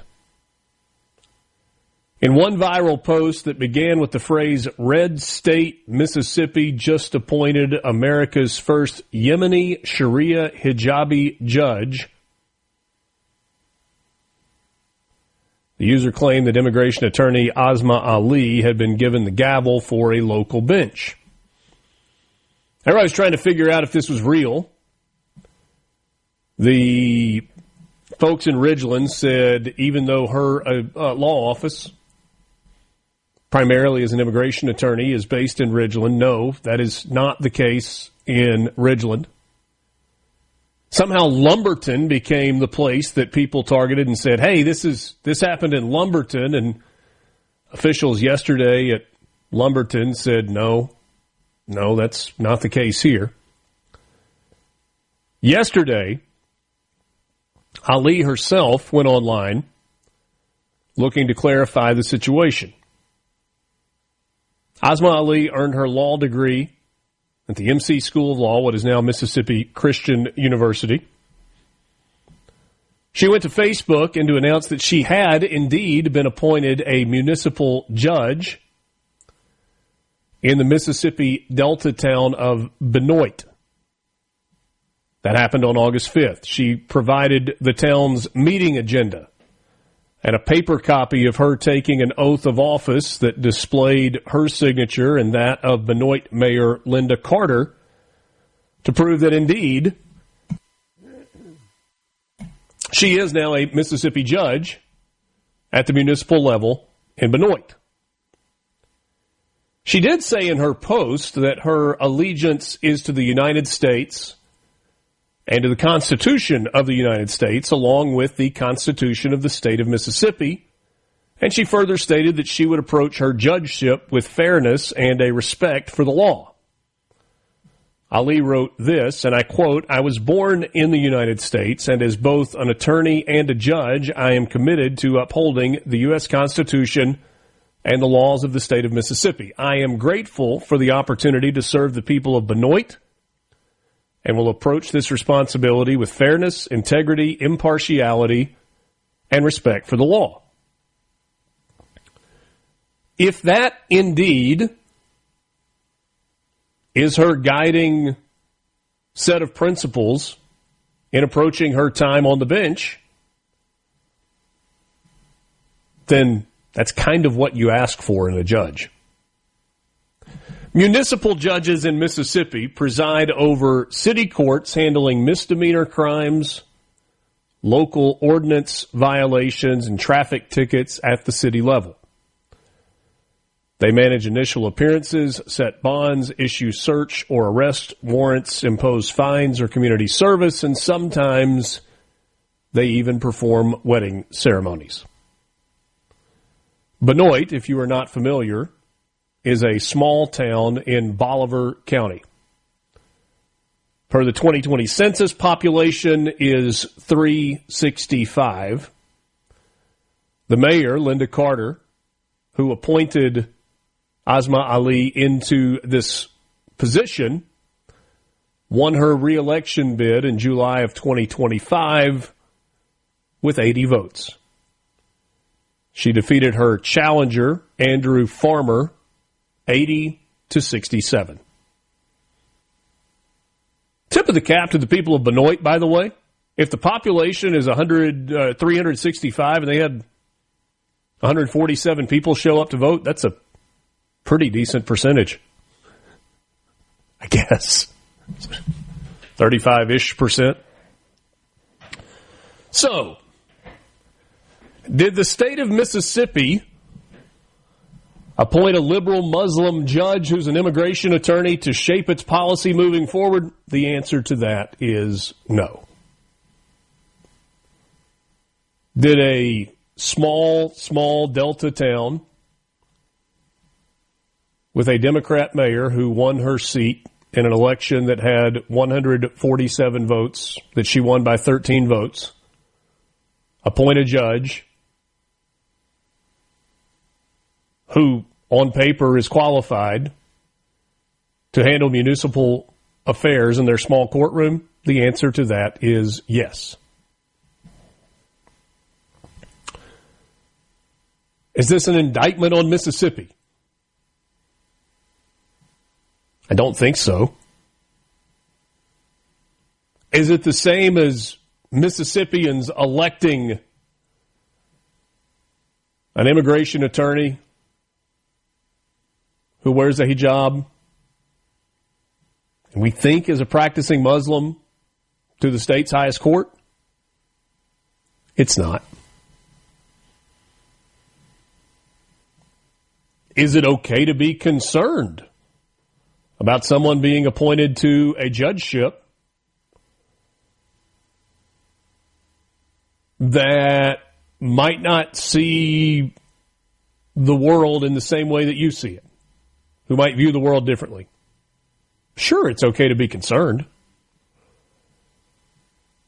Does that mean that you immediately should vilify Asma Ali, most likely not knowing anything about her,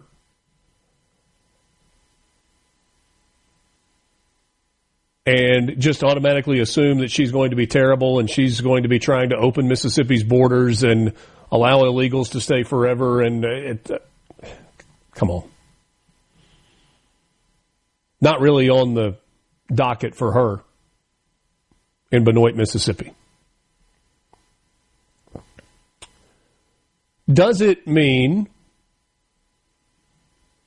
that anybody who has ever been in a picture with her at an awards ceremony, at an event, aligns with her politically and in her views of the world, whatever those may be? No, I don't think that necessarily means that Lynn Fitch or Andy Gibson, because they've been in a picture with her, are supportive of, in favor of, or aligned with Judge Ali. I don't think. Am I being too pragmatic in the way that I look at this? I used the phrase a moment ago when we were talking about Ricky, and it was largely in a pejorative. I'm talking about the people that have tried to capitalize on the Nolan Wells case in sowing discord and making assumptions that are based on innuendo and what they want the outcome to be. When I called them grifters, profiteers, race baiters, opportunists. That same thing happened here.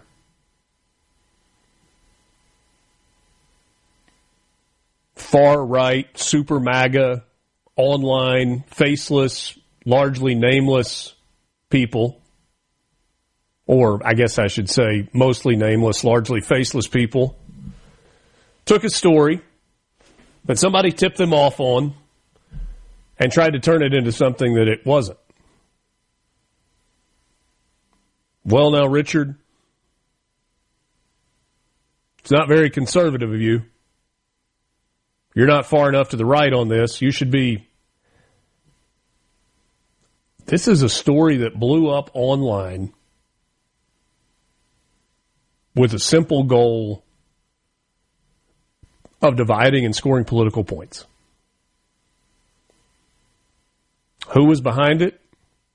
Who tipped it off? Because I'm telling you, when people who were searching that live here to try and find the truth about this couldn't find answers, you can be assured that somebody tipped off a national person as to this story and said, hey, you can get a headline out of this. We can score some political points. We can throw some shade at Lynn Fitch. Maybe throw a little bit of shade at Andy Gibson.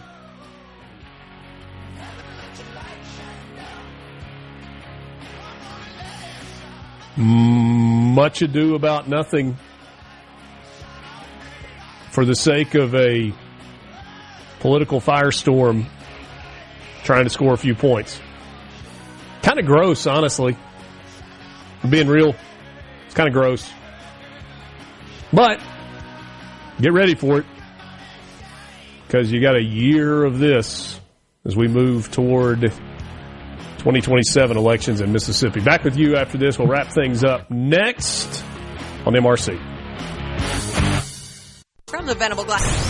Start your day right. Good morning, America. How are you? Honestly, I have no idea. Mornings with Richard Cross on SuperTalk Mississippi.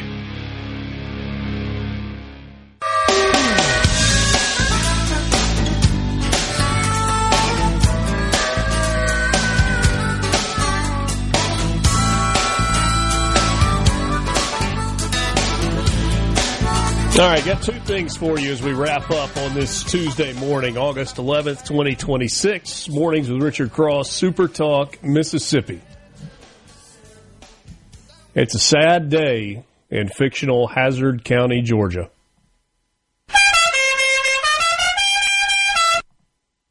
Ben Jones. Cooter Davenport from the Dukes of Hazzard has passed away. He was 84 years old. Jones had a heart attack in his home in Sunday in Washington, Virginia, waiting to watch his beloved Atlanta Braves playing baseball. That's according to his wife in a social media post. Jones' fame first came as his role as Cooter Davenport, the mechanic who got the Duke boys out of trouble and out of more than one jam as they were trying to fight the good fight against the corrupt boss hog in Hazard County, Georgia. After playing Cooter for all 7 seasons of the series from 1979 until 1985, Ben Jones turned to politics. He was elected to the United States House of Representatives from a district near Atlanta in 1988. The Democrat served 2 terms before he was redistricted out of his seat. He had an autobiography, Redneck Boy in the Promised Land, The Confessions of Crazy Cooter.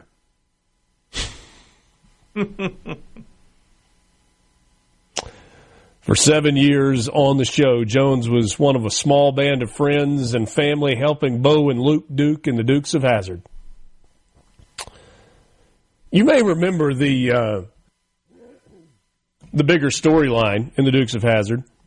Bo and Luke were on probation for running moonshine, and they were constantly trying to clear their names and stop the crooked and powerful boss hog from stealing or cheating. They drove a modified 1969 Dodge Charger. That bright orange car named the General Lee, with the Confederate flag painted on its roof. Nearly every episode involved a car chase with jumps and stunts and a patrol car badly in need of repairs. Cooter on the CB radio in his pickup truck could regularly be heard, breaker one, I might be crazy, but I ain't dumb, crazy Cooter coming at you. Dukes of Hazzard was a hit that lived on. That's one of those shows where you would love to have had points, as they call them. Mailbox money. You owned a portion of the show, and as it continued in syndication, you continued to make money through the years. Ben Jones was also in the movie Moon Runner, which inspired the Dukes of Hazzard. Okay. Good to know. All right, one more thing for you as we wrap up. Condolences to the family and friends of Ben Jones. I found myself last night, Will, as I was getting ready for the show, asking a question that I didn't know the answer to. We knew that the Senate went into recess after late night Friday into Saturday, and it is their long late summer recess. And I got to thinking, it sure feels like they take a lot of breaks in the Senate. How many days do senators actually get off of work? It's not really PTO because technically they go back for what is called state business, time in their home state, time in their home districts. And I found a PDF calendar that lays out the days in which the Senate, the United States Senate, is in session. Have you ever actually looked at this? If you exclude federal holidays and weekends, the 2026 United States Senate has 100 scheduled days in which they are not in session. If you care to add in weekends and federal holidays, and even if a federal holiday falls on a weekend, it rolls to a week for the actual day off. 215 days in which our senators are not on the Capitol floor doing the business of the country. Now, in fairness, they have meetings, they have hearings, they do need to spend time in their home states. But there are 365 days in a calendar year. 215 of those are served outside. 60%, almost 60%, 58.9% of the days in a calendar year, senators are not at the Capitol. It's a pretty good gig, isn't it? When you combine that with the ability for insider trading for some, wait, I can work 40% of the year. Perhaps Senator Cindy Hyde-Smith and Senator Roger Wicker are saying, Richard, would you shut up? You don't have any idea how much we work. And maybe that's possible. Thanks for being with us. Mornings with Richard Cross, presented by Community Bank. A SuperTalk Mississippi Media production.